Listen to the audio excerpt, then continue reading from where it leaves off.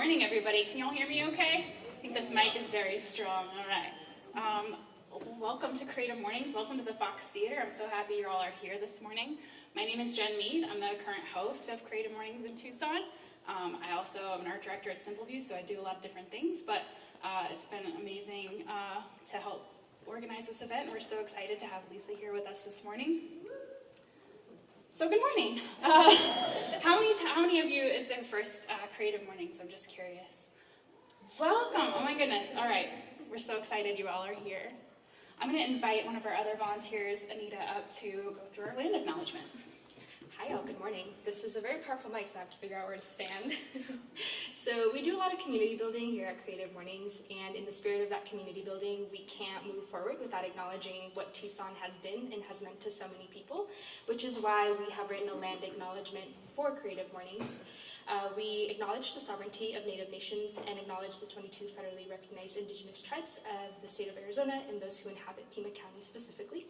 We strive to be mindful of how we as a team and as an organization can participate in unsettling the systems of colonialism that live around and within us. And we always invite you to check whose unceded lands you currently live on. So if you scan this QR code here, it'll let you know. And if you want to chat more about this topic, I'm always around. Thank you. Thank you, Anita. So for those of you that are new to Creative Mornings, we are just one of many host cities around the world. I believe the number is actually higher than 223. So if you're ever traveling, we have Creative Mornings all around, and every month, every chapter around the world is curating a speaker from their city on the topic. Our topic this morning is Native, which we'll get to in a bit. But every city that participates around the world is kind of curating a speaker from their area. And so we're contributing to this global conversation, which I think is really cool. And just the scope of that is huge. So worldwide, we're in over 67 countries.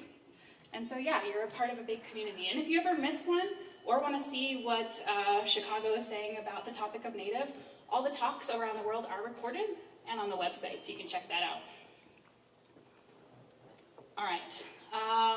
For those of you that have been here before, and for those of you that are new, our Creative Mornings Manifesto is kind of what guides us in when we're organizing our events and in this community.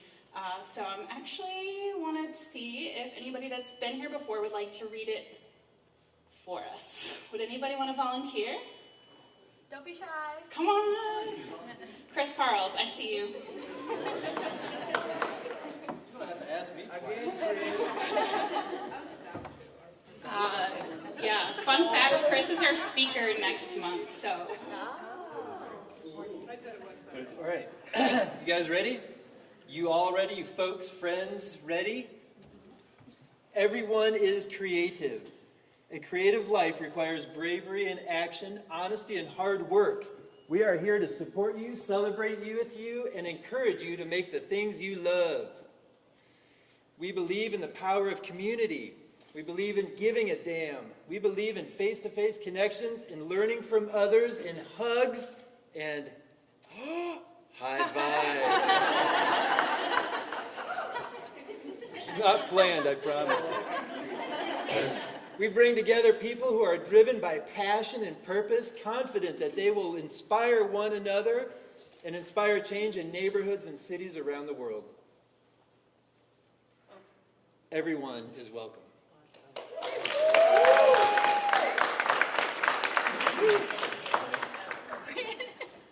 Thank you so much, Chris. And a little bit more about Creative Mornings. We are all volunteer run and entirely sponsored, so there's no money no one's paid to do this, and the coffee and everything you participate in and the venue is all given free. So one of our lovely sponsors is Cirrus, so if you see any of our print material, any of our branding stuff, that is all printed by Cirrus, and they are really wonderful to work with. So if you ever need anything printed or designed, talk to, actually, Chris Carls. He's an art director there. And we have other community partners as well. Local First Arizona. We can thank Tucson Federal Credit Union for the coffee and pastries this morning. And their Multicultural Empowerment Center. Check out their work there. And of course, the beautiful Fox Theater this morning. And then if you see Nikki with her photo camera over there, she is our photo sponsor with her photography business, Celestial Photography. So just a round of applause and thank you to all those sponsors. And of course, if you enjoyed the lovely music this morning, Nico Barbarin is a wonderful musician. We are so grateful for him playing for us. Please check him out on his Instagram. He's got upcoming shows and his music is amazing. And if you are not already, we are on Instagram as CM_Tucson. Follow along, and if you're posting, use our hashtag TucsonIsCreative. We always love to see what our community is up to, so we may repost or something like that. We always love to engage in that way. So with that, we'll bring you to the moment that we've all been waiting for, our theme this morning of Native, and I'd like to invite up one of our other volunteers, Lisa, to introduce the theme. Thanks, Jen. Can everybody hear me? Hi, everybody. Our theme for February is Native. Native was chosen by our Honolulu chapter, and it's illustrated by the creative Jack Soren. Where you are from shapes who you are. Where you call home influences your worldview. Understanding the traditions of your ancestors can help answer the question, where do I belong? Your connections to a place in the past should rightfully be a source of great pride. By respecting and celebrating the traditions and achievements of Native people everywhere, we can discover a deeper sense of connection and unity. What does our history have to teach us? What can we learn from each other? So I'd like to also introduce our speaker today, Lesah Sesma-Gay.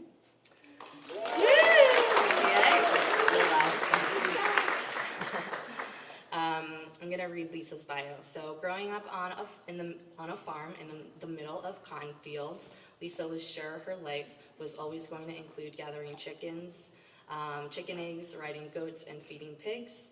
As her family grew, with more cousins came along, she instantly built her empire.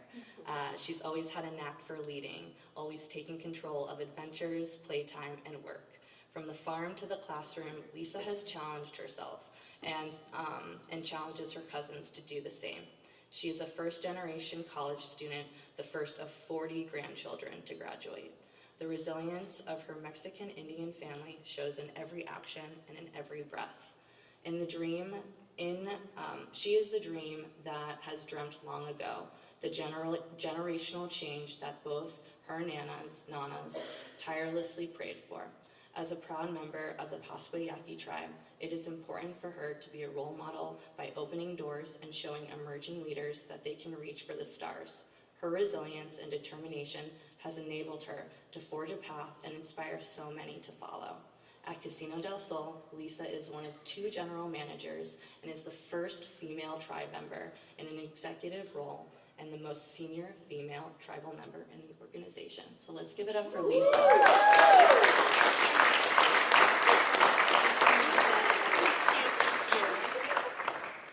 Hi, everyone.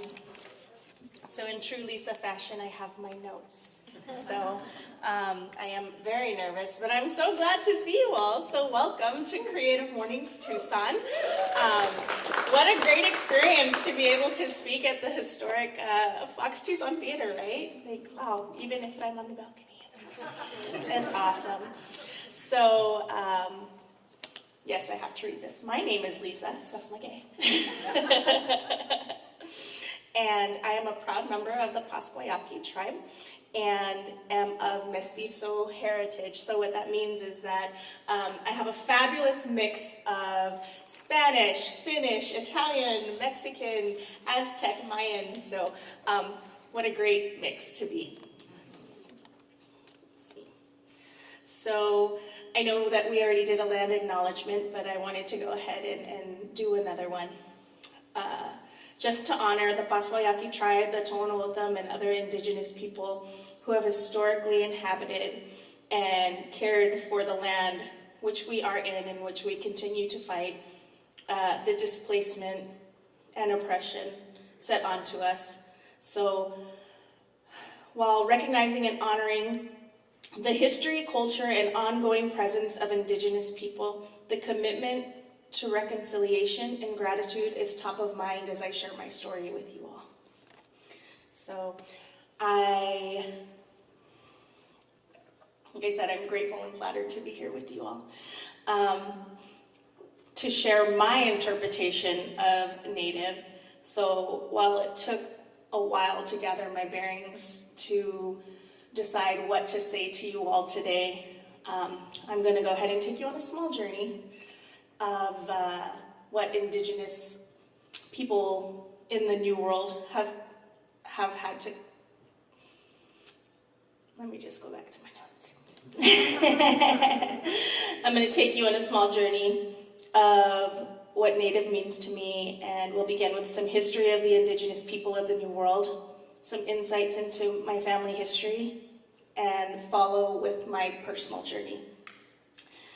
So, in the words of author Prisa Dorcas Mojica Rodriguez, the Indigenous civilizations that were destroyed were marvelous, and the few that have survived will never return to what they once were.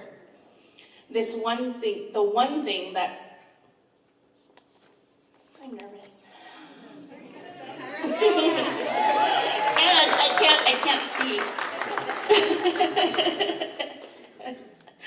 The one thing that colonizers seemed to agree upon was that the original inhabitants of this new world were subhuman and therefore could only be elevated through modification and breeding with the members of the superior group, which was, of course, their group. The adaptation was their way to save Indigenous inhabitants of the land, and assuming that they didn't have that means to save themselves implies their assumed inferiority. When are we going to stop teaching one-sided history in schools? We have learned to exist and resist. Every day is a battle to find joy despite everything that was done to take that joy away. Trauma is inherited, and by the looks of it, it's not going anywhere anytime soon. We were never meant to survive. There were laws put into place to ensure that failure of the Indigenous population. Not only do we get awful parcels of land where there's no real way for economic development to support our tribes, we get backlash for the biggest source of tribal revenue, which is casinos. While we can sit and complain about everything that has been stolen from us, our elders have set into motion different ways to gain traction and build our sovereign nations into reputable sources of income so that our tribes can be self-sufficient. Another thing that came with colonization was assimilation. Assimilation requires erasure of ethnicity. I often used to find myself having to perform in a way that puts non-natives at ease. The key word is being used to. And it was hard. It was hard to get over the meetings where I was the only female. I was the only colored female trying to lift my voice. And in meetings like that where people just talk over you or shush you, I am able to stand up for myself now. And because of that, guess what I'm called?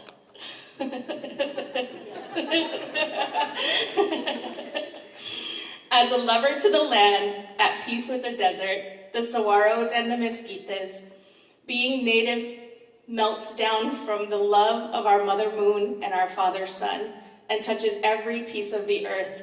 The water is our lifeline. The flowers are our silent heartbeats.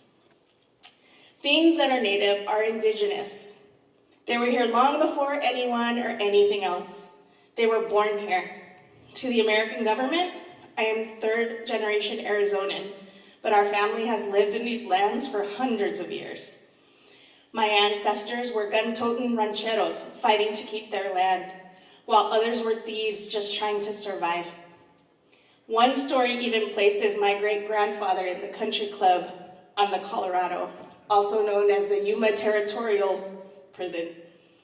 I say only one story, but there are tons of stories of him and his continuous stay at that country club. When the US government decided to claim the land as its own, our families were split along the border. The people to the north were now part of the United States, and those to the south stand with Mexico.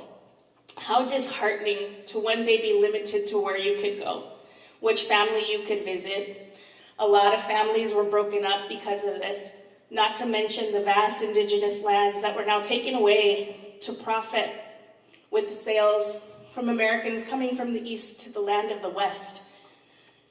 They no longer making room to share the land or the work, but they wanted it all.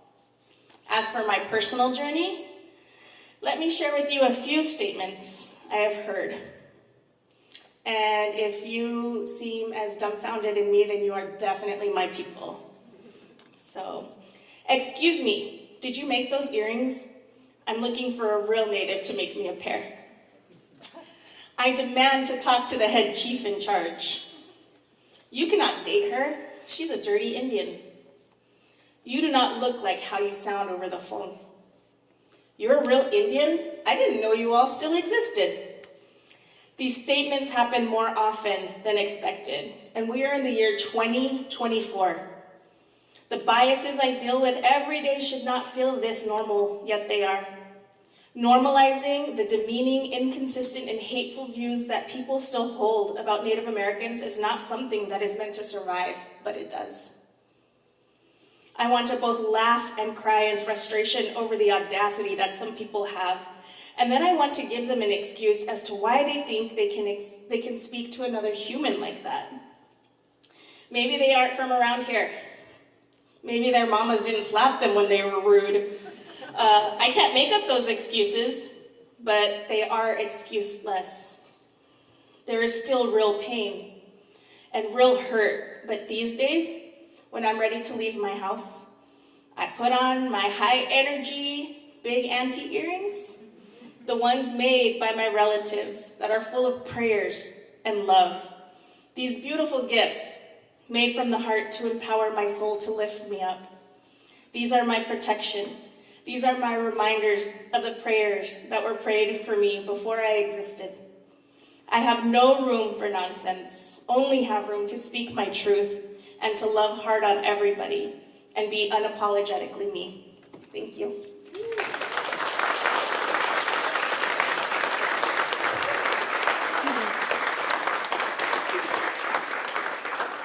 Thank you so much, Lesah. That was absolutely beautiful. My name is Emily. I'm the Director of Audience Services here at the Fox Tucson Theater. I'm also the co-host of Creative Mornings. And I was moved in just absolutely so many ways during your talk, but one of the things that really struck me was that idea of the flowers and the water and the plant life and the flora and the fauna that is a part of our natural habitat. And as you were speaking that, I was looking up to this space that I look at every single day, and I was seeing the flowers, and I was seeing the green that's meant to be the trees and the cactus, and I was seeing the blue that's meant to be the water, and I'm so proud to be reflective of our community and to have you standing here speaking in this space, so thank you once again. We're going to head into the next most badass portion of our morning, which is our question and answer session. So what I would really like you guys to do is think really deep thoughts. And in order to do that, we're going to give you some questions to think about, to look over at your neighbors before we come back and talk to Lesah, and really develop those really deep thoughts that you've been thinking in your head. Sound good? Cool, yeah, all right. So the questions that I want you guys to think about are, how did Lesah's talk change your thinking about the theme of Native? What are you still wondering about after this talk? And is there anything you want to do differently after hearing this talk? So with those questions in your mind, let's take some time. We actually have a lot of time today. So look at your neighbors, meet someone new, and think about those questions in your head, and we'll come back and we'll talk to Lesah. Thanks. You're not going anywhere. Thank you.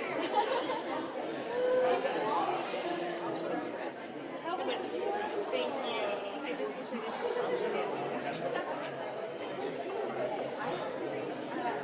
This thing that I do every time, and every time I'm shaking, I have a fear.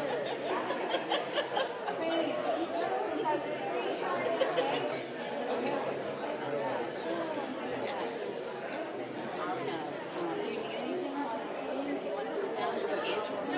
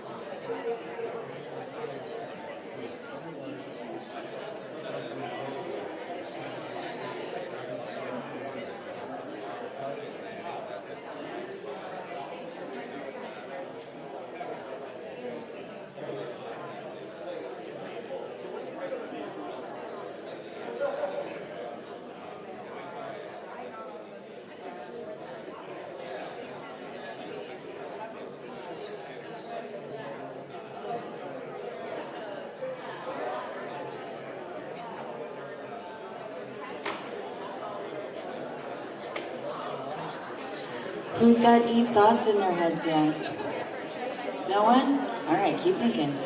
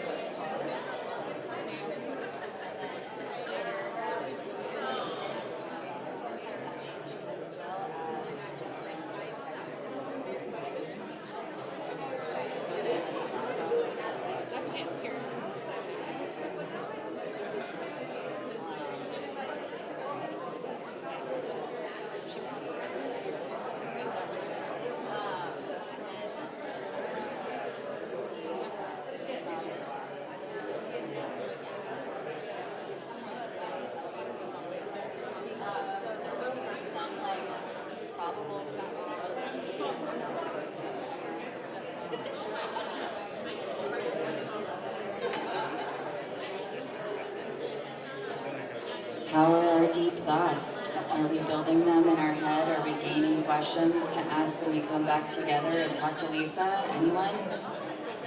Have you got a question in your mind yet? I know you do. Build it. Keep going. How are you?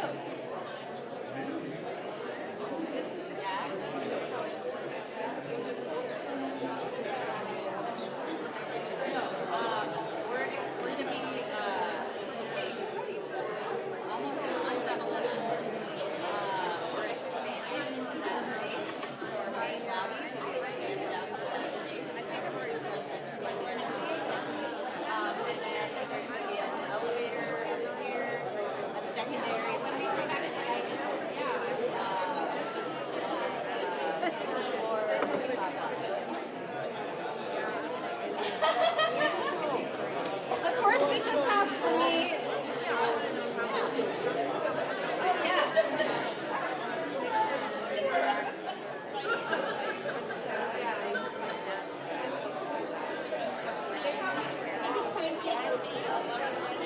Yeah, we're gonna get started in like 3 minutes. Okay. Are you good to hang out? Oh, yeah, yeah. Awesome. Thank you. I just didn't know if you needed us to wait. Oh, no, I'll tell you. put that together. Thank you.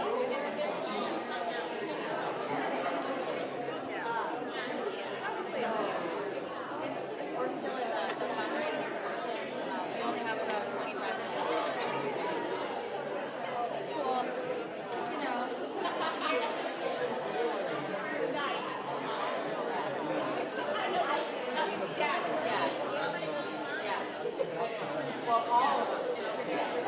So as soon as we'll be able to start our construction, it'll be like a year here. Honestly, I can see it being closer to 20.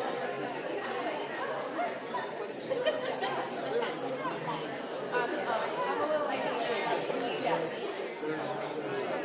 I like this.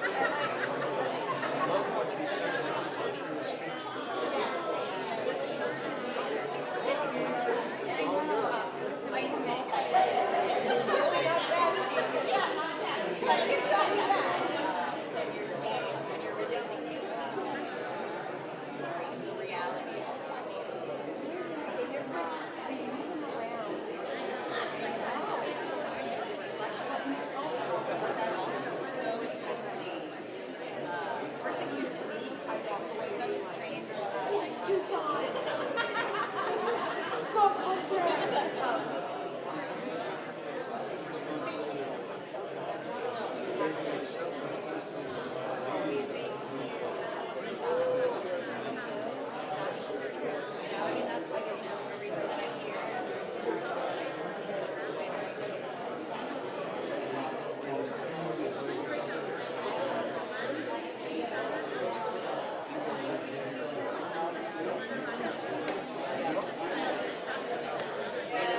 All right, everyone. Let's, whoa, I just got really loud over there. Let's come back together.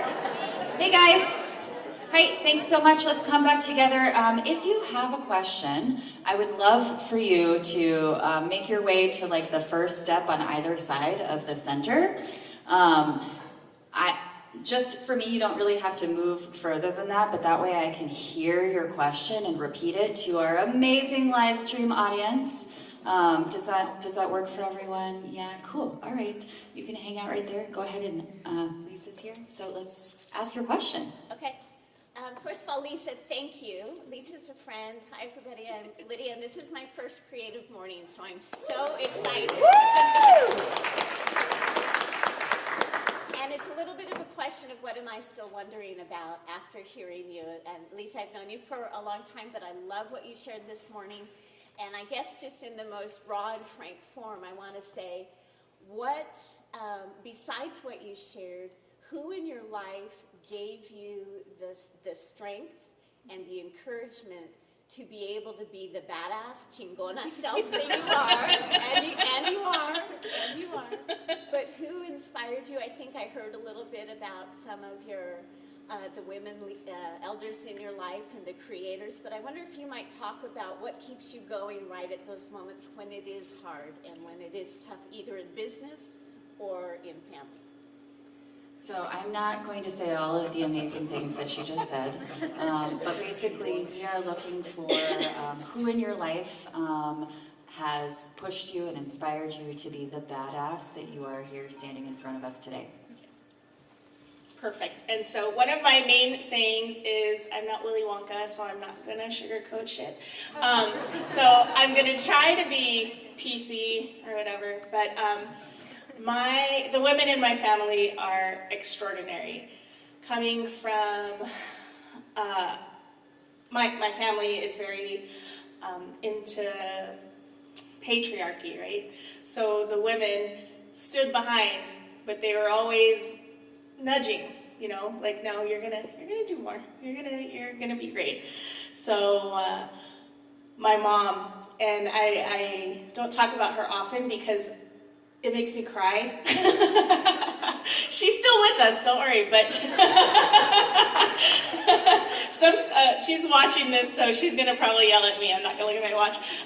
You know, sometimes they're good tears and sometimes they're not, but she got pregnant with me when she was 18 and she was forced to marry my dad. That was a great, long-lasting relationship. Not really, I think I was 2 or 3 when they got divorced. So she was always there pushing me as a single mom. You know, like, we want better. She started out as a janitor in CB6 at the Arizona State Prison in Florence. CB6 is death row, so the guys there were awful to her, but she had to make do, right? So they figured out she learned how to type.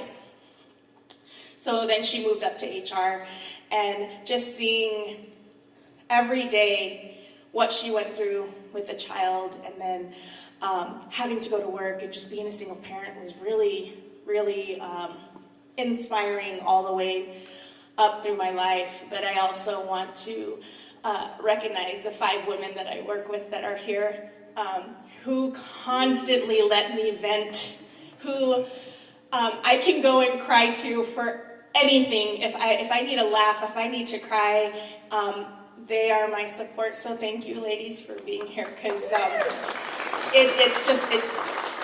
I know that, I'm just going to say it takes a village. It's not in this context, but it takes a village, and it's really good to have those type of women. So, Lydia. Thank you. Come on down here. Yeah, you got to come all the way down.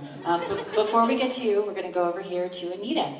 Hi, good morning. Thank you for joining us. You know, something that you said really resonated with me, where you're in a room full of people, and if you're cis women presenting, you're like, you get a pat on the head or a shush, or your competence is questioned, and it's not until most of us are a little older that you kind of find your voice, and you're like, actually, I do know what I'm talking about. I can stand up for myself. So if you could give anybody any advice on how to find your voice much sooner, and how to always feel like you're confident, even if you're not, because something that I also live by is, if a lot of men can do it, it can't be that hard, and I can do it too. So how can we look at finding our voice maybe at a little earlier stage? And the best part of her statement / question was, if a man can do it, it can't be that hard. So I would just say, just do it. But it's easier said than done. It took me a long time. The first director meeting that I ever walked into at Casino del Sol, it was very intimidating. There's not a lot of women in casino gaming. So everybody likes to speak over each other a lot. If you try to get your voice in, they don't listen, but I'm just on repeat, and I'll keep saying it until somebody acknowledges me. But just doing it. I have a 19-year-old daughter, and she's having that struggle too, you know, and I'm just like, Jada, just go in there, and it may not be, you may not feel it's the smartest thing, you may not feel that you're touching anybody, but just like I felt when I was reading this, I didn't feel I would touch anybody, but I have, and sometimes the things that you say click and it makes sense with someone, so just do it.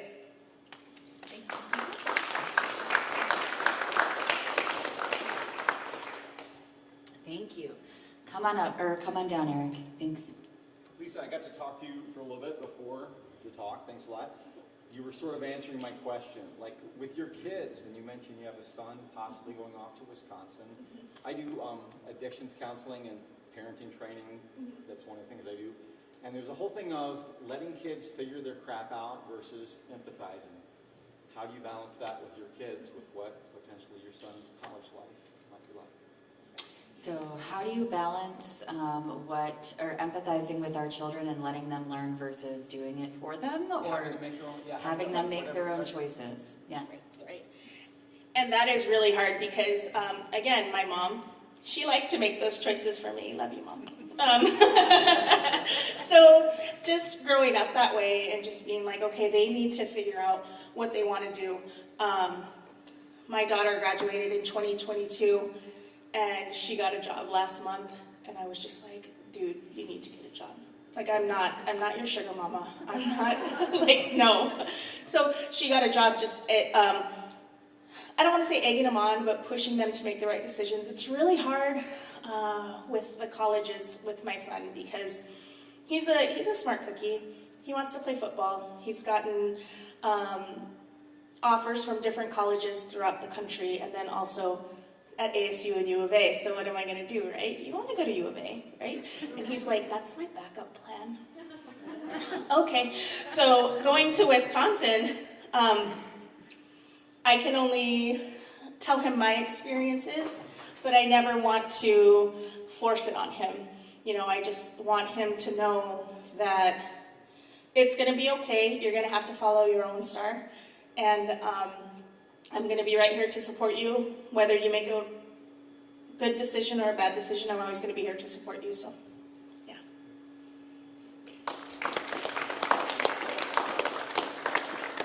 Thanks so much. Do we have any other questions for Lisa this morning?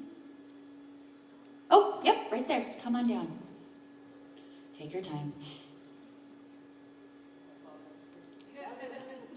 So you talked about being the first generation in your family to go to college out of, I forgot now, 40 grandkids. And so we're curious about what you decided to study in college and what motivated you to become the first person. So what were your motivations, Lisa, for being the first member of your 40 grandkid group? Sorry for the lack of words. What's your motivation? What'd you study? Awesome. So I went to Arizona State. Yes, I know, whatever. Woo! I graduated in recreation and tourism management. And the biggest reason I went to college is because my mom made me. So she's just like, hey, which college are you going to and how are you going to pay for it? So I went to NAU. And then I'm still paying for it. I went to NAU, ASU, Glendale Community College, and then I graduated from ASU. But yeah, it was. My mom's so gonna kill me. But it was her pushing me. She wanted me to be more than she ever was. So that's my motivation. I think we have time for one more question. Oh, come on down. Yes, I love that. Oh, Eric, were you thinking about asking another one? No, okay.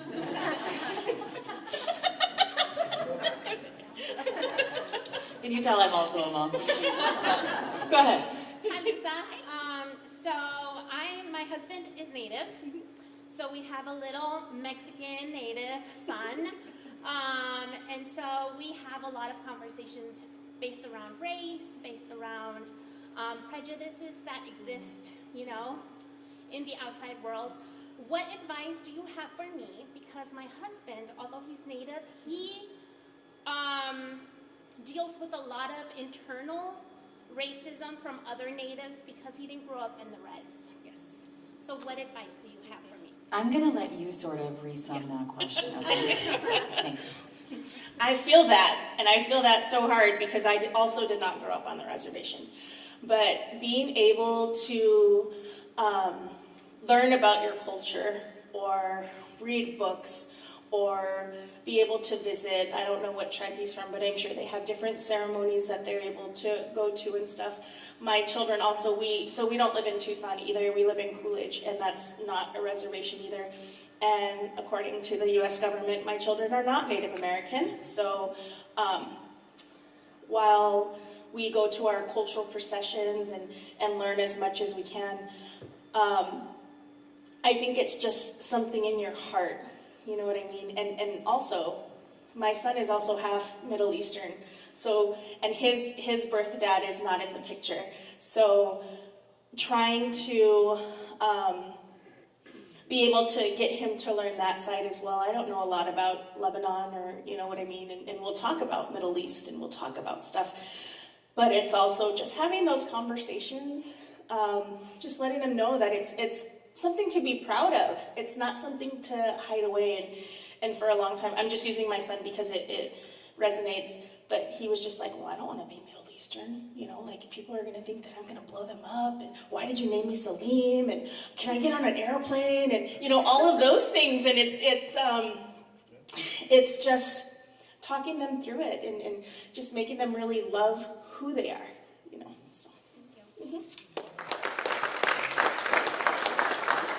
Thank you for sharing that last little bit of your experience. My daughter is also a part Thai, and I don't know much about being Thai, but it's really rewarding and helpful to hear how other parents and other people, just in general, sort of work through these things that are so important to our lives. And thank you for being so inspiring this morning in every single way. Thank you, Lisa. We are going to move on to the next segment of our morning, and that is our 30-second pitches. Where is Julie? Woo! Hi guys, it's Julie Bonner. We're about to do 30-second pitches. This is the opportunity for anyone in our community to share something exciting. If you're looking for a job, have a community art opening, usually there's 5 spots. If you're interested in the future, sign up when you check in. So right now I'm going to call down Rye, Mardell, Carolyn, Chelsea, and Chris to come line up right here. And I will be timing their 30-second pitches. You're right here, so we'll begin. Here's Rye. Hi, I'm Ryan. I run Tucson Warehouse Photo Studio, and we're opening on March 1st with a soft opening from 1 to 8 p.m. What is Art Talk? Art Talk is a free-form, interactive experience where there are some materials you can make, create, bring, share, or just be exposed to art. We're located right across the street from the Tucson Museum of Art at 300 Paseo Redondo, and you can find us on Instagram at Tucson Warehouse Photo, or go to the website at tucsonwarehousephoto.com. Thanks. Perfect. Excellent, thank you. Next, you're right here. We'll do Carolyn. I think there's one. No, it's okay. It's chill. We're not that. Yeah, no. Okay, go ahead. Awesome. Ready, set, go. Hi, my name is Carolyn Gorst. I'm actually with Compass Affordable Housing. We are helping people move from homelessness to being home with housing and support services. Every month, we do a healthy home market for our participants and residents, and we need volunteers. We need people to come help us set up the food. It's fresh produce, it's whole grains, so that people can come in and shop without paying a dime. This is for people that are transitioning, and you can find out more on our website at compassaffordablehousing.org. Perfect. Thanks so much. All right, next up we'll have Mardell. Hi, I'm Mardell Mattingly. I'm a graphic designer with about 5 years of agency and in-house experience, currently on the job hunt, so I'm open to full-time, freelance, anything like that. My website is mlmdesign.co, also the same on my Instagram. I'm also huge into the outdoors in that community. I'm a wild keeper ambassador, which means I pick up trash about once a month. I actually have an event coming up at Reddington Pass, April 20th. So if you're interested to find out more, you can go to keepnaturewild.com, go to the cleanup page, or come see me for more info. Thanks. Yes. Thank you. All right. Let's do Chris. All right. Let's welcome Chris Carlos. Hi Hi everybody, you know who I am, right? If all the newbies, you don't know me, but if you're not getting, I'm Chris. I'm the art director at Cirrus Visual. I host monthly events. I have a really exciting one coming up on Wednesday. A type designer, Laura Worthington, is going to be speaking at Cirrus Visual. If you're not getting my email, see me after, and I'll get you on my email list. Thank you all. You guys are awesome. Creative Morning. Right. Thank you, Chris. The time to spare. Yeah, 3 seconds. Okay. Woo! Okay, ooh, go crazy. And then last but not least, Chelsea, welcome. Hi, my name is Chelsea Badrin. Sorry to break up the dance party. That was awesome. I am a new team member at SARCEF, which is the Southern Arizona Research Science Education Foundation. There's a lot of heads nodding, so everyone knows about the science fair coming up. We are looking for judges and volunteers to come help support our scientists and young engineers in the community. So after you spend time volunteering with Compass, we would really love if you wanted to come join us, either for virtual, in-person volunteering, or just come to our celebration and come see all the cool things these young scientists are doing. So, thank you so much. All right. Thank you guys, and back to Jen. Question mark? Jen? Oh, Chris, you were just like featured all throughout this morning. We do this every month, and next month we are featuring Chris Carls as our speaker. Our theme is perspective. Chris is an excellent teacher, and he will be sharing lots of insights on how to draw, how to see. Find out more on the website. It'll update after today and show all of that information on our website. But that's going to be March 22nd, hosted by Startup Tucson, and they're located at Arizona Forge, just around the corner. So we'll hope to see you there. And thank you to all the volunteers. So just a round of applause for all these folks. We could not do this every month without people just donating their time and energy. And with that in mind, if you are interested in joining us, please reach out. Come talk to any of us.